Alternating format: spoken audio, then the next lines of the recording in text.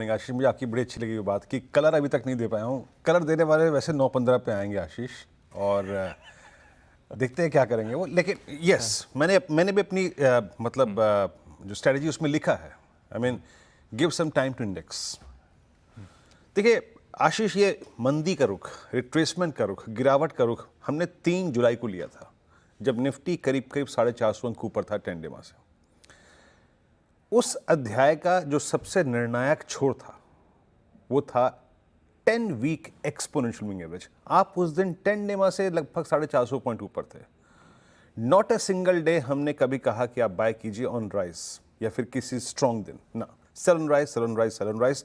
और जब तक ये एफआईएस कॉल राइटर हैं, this entire fall was design by FIs. Index short, cash की selling, stock futures sell, call short, put buy. इस पूरे फेज का सबसे निर्णायक दौर था शुक्रवार, जब मोर और लेस निफ्टी ने अपने 10 वीक एक्सपोनेंशियल मूविंग एवरेज को छुआ और निफ्टी बैंक ने भी मोर और लेस अपने 10 वीक एक्सपोनेंशियल मूविंग एवरेज को छुआ। आपने कहा मैं रंग नहीं दे पाया हूं, मेरे ख्याल से आज हमें वेट करना चाहिए। हालांकि आप देंगे, लेकिन मैं कहता हूं कि हमें थोड़ा वेट करना चाहिए। कैसे? पहले आइए स्टैट्स को समझते हैं।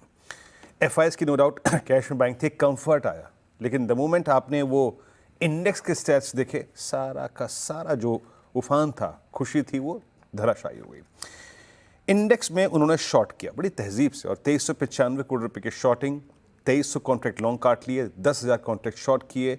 स्टॉक फ्यूचर्स में 1170 करोड़ रुपए की सेलिंग, 20,000 कॉन्ट्रैक्ट सेल किए। और एक और चीज़, जो मेरी रणनीति का 20 दिन में सबसे क्रिटिकल पार्ट रहा है कि जब मैं सेल ऑन राइज करता हूँ, मैं सेल ऑन राइज उस लेवल पे करता हूँ जहाँ पे कॉल राइटिंग और कुछ एवरेजेस हैं।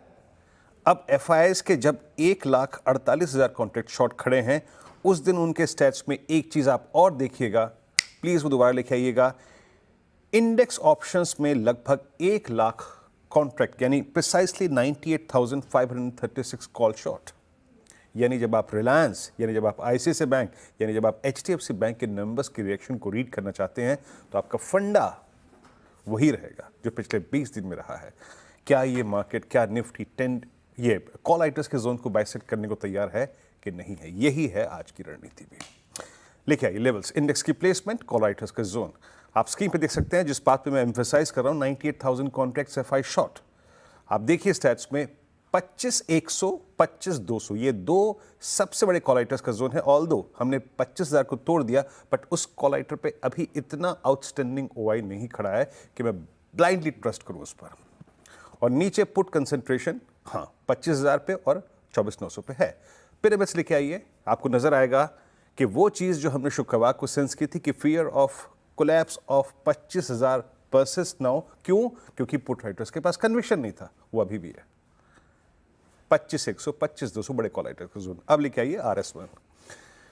जब तक RS1 अभी तक 20 दिन से नहीं कटा, जब तक नहीं कटेगा, सेल ऑन राइज है। It's 25083 and 133 call writer zone, और आर्ली चार्ट्स पे एक लेवल है।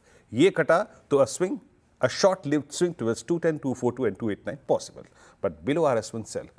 अब लिखे आइए बेस। बेस क्या है? ये more less first put writers और 10 वेमा का जोन है।